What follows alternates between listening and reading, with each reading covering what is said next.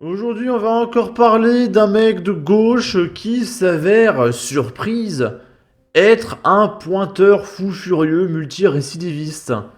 Et là, on va parler du journaliste de gauche Jean-Philippe Desbordes, qui passe sur Arte, Radio France, Libération, Envoyé spécial, et qui est jugé aux assises pour pointage, acte de torture et barbarie. Mais là, ils font un concours entre les gens de gauche pour savoir c'est qui a le plus horrible. C'est quoi la prochaine étape? On va apprendre qu'il y a un mec de gauche qui a tronçonné des bébés. Je rappelle qu'il y avait un député LFI qui avait pointé une gamine de 4 ans handicapée. Qu'il y en a un qui a dealé des stupéfiants avec des gamins de 14 ans avec l'argent public de nos impôts. Mais non, mais c'est pas possible, quoi. Bon, là, c'est une nana qui témoigne. J'étais une esclave, il me tenait en laisse. Quelle horreur. C'est alors que Jean-Philippe entre dans leur vie.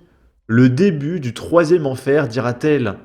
Leur mère le rencontre lors d'une manifestation d'aïkido en 2017. Ironiquement, c'était un truc contre la violence faite aux femmes.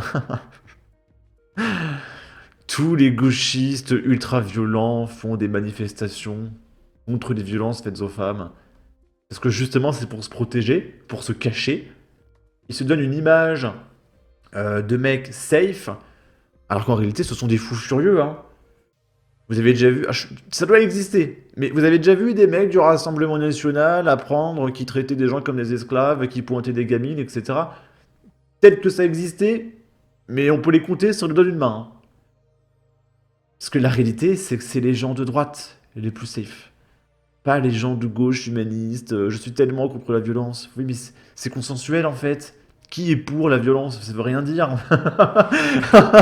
C'est débile quoi. Si tu dois montrer que tu es contre la violence, c'est forcément que t'es violent, hein, franchement. Fascinée par le personnage, la mère entame une thérapie puis une relation avec cet homme qui se présente comme thérapeute et maître d'aïkido. Il était dédaigneux avec une supériorité malsaine, se remémore Nelly. On avait des séances obligatoires de ce qu'il appelait Aiki-thérapie avec lui. Il nous a obligés à prendre le riz directement dans une casserole d'eau bouillante. On mangeait parfois par terre dans un bol comme un chien. On a aussi dormi dehors. Mais rapidement, il la force à dormir avec lui. Il a acté qu'il pouvait me consommer quand... Quelle horreur. Bon, je reprends. Il a acté qu'il pouvait me consommer. Quand il le voulait, je devais être agréable à torturer. L'horreur gagne le tribunal. Des choses que je ne peux pas dire sur YouTube au minimum 2 fois par jour. Plus de 700 pointages par derrière. J'ai été une esclave, il me tenait parfois en laisse. Avec gravité. Putain, mais vous imaginez que le mec, parce que il en a fait 700. 700 fois. Donc ça veut dire que le mec, le matin, il prend des nanas en laisse, hop, par derrière et tout. Et après, il va à Libération. Et il explique, oui, je suis tellement contre la violence faite aux femmes. Mais c'est un psychopathe, ce mec. C'est un psychopathe. J'étais une esclave, il me tenait parfois en laisse. Avec gravité, elle conclut son témoignage. Je n'ai plus aucun désir de vivre. S'il n'y avait pas mes sœurs et mon père, et si ça ne tenait qu'à moi, je mettrais fin à mes jours après le procès. Au terme de ce témoignage, certains dans l'auditoire sont en pleurs devant l'étalage de telles violences et maltraitances. À votre avis, est-ce que le mec va prendre de la prison? Vous savez que je serais même pas tant surpris que ça si le mec exerçait encore à France Inter, Radio France, Libération, etc. Je serais même pas surpris.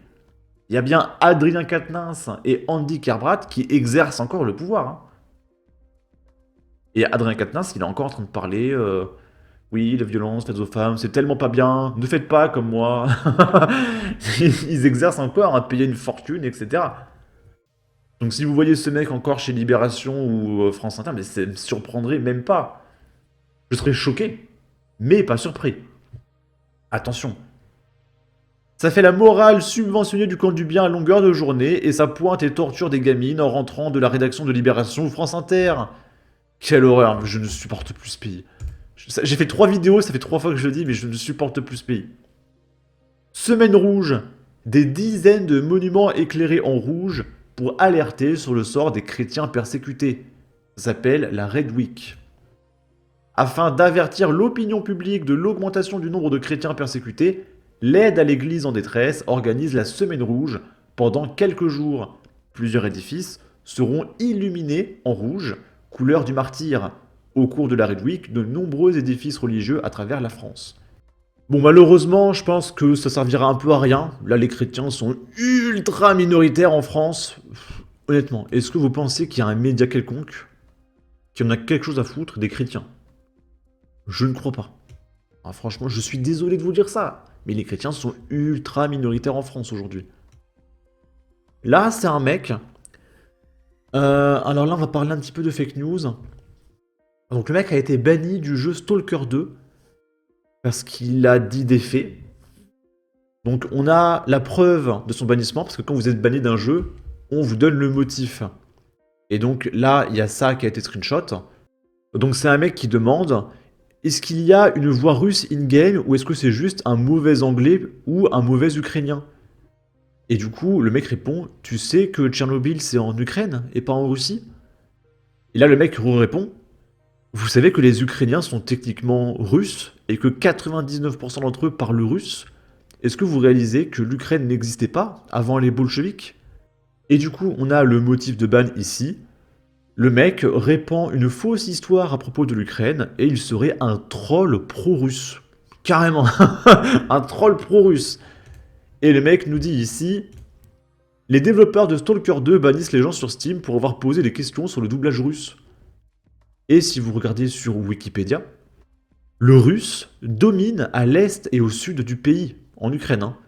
Le fait que la plupart des Ukrainiens comprennent le russe couramment est dû à la proximité des deux langues et à l'intégration jusqu'en 1991 de l'Ukraine dans l'Union soviétique, mais aussi à un passé plus ancien, les 2 tiers est et sud du pays, avec la capitale Kiev, ayant fait partie pendant plus de 3 siècles de l'Empire russe, d'où la présence de 17% de russophones usuels, et en 2001 de 30% de russophones natifs.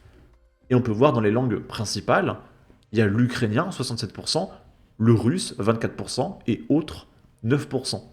Donc c'est pas 99% comme le mec il le dit, et encore que, parce que l'ukrainien, c'est très proche du russe, parce qu'ils ont la même racine.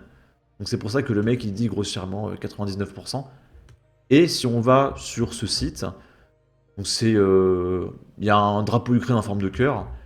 Il y a écrit « Le russe et l'ukrainien sont des langues qui se ressemblent beaucoup. Elles ont à la base la même langue. Le ruthène ancien, qui faisait partie des langues slaves orientales, comme le russe, l'ukrainien ou le biélorusse. C'était la langue parlée dans le russe de Kiev, aujourd'hui éteinte. Donc ils ont la même racine. C'est la même langue à la base. C'est comme le latin pour les occidentaux, tu vois. Là, on a Marseille. Et il y a le maire de gauche qui estime que supprimer les allocations aux familles de dealers, c'est pathétique. Il faut pas supprimer la CAF aux dealers. Hein, comment ils vont payer leurs stupéfiants après, les pauvres? Et pendant ce temps, nous, j'en ai parlé dans une autre vidéo. Donc vous pouvez regarder vos contrats d'assurance habitation. Vous avez tout ça, c'est une taxe obligatoire. Et ça, c'est un screenshot de mon contrat. Et j'ai découvert qu'on finance tous les dégâts causés par le terrorisme. Et c'est sur la même ligne que les catastrophes naturelles. Et du coup, on paye ce qu'on appelle la FGTI, la contribution solidarité victime terrorisme infraction, c'est 6,50 €. Et il y a une garantie obligatoire, inclus dans les cotisations. Il y a catastrophe naturelle et il y a acte de terrorisme, pour un total de 10 € concernant le terrorisme. Donc, si vous multipliez par les 70 millions de Français, fois 10 €, il y a 700 millions qui partent dans le financement des dégâts réparés causés par le terrorisme. Alors qu'on pourrait juste, je sais pas, ça peut paraître un petit peu foufou, mais les mettre en prison. Et peut-être que ça coûterait moins cher de les mettre en prison. Voire même certaines peines un petit peu plus radicales. Là, ça coûterait vraiment rien du tout. Mais non, c'est mieux de payer 700 millions pour financer le terrorisme. Ok. Sur ce, n'hésitez pas à donner votre avis, votre opinion, à partager, liker, commenter. Ça aidera au référencement de la vidéo sur YouTube. Abonnez-vous, suivez-moi sur Twitter. Prenez soin de vous. Salut!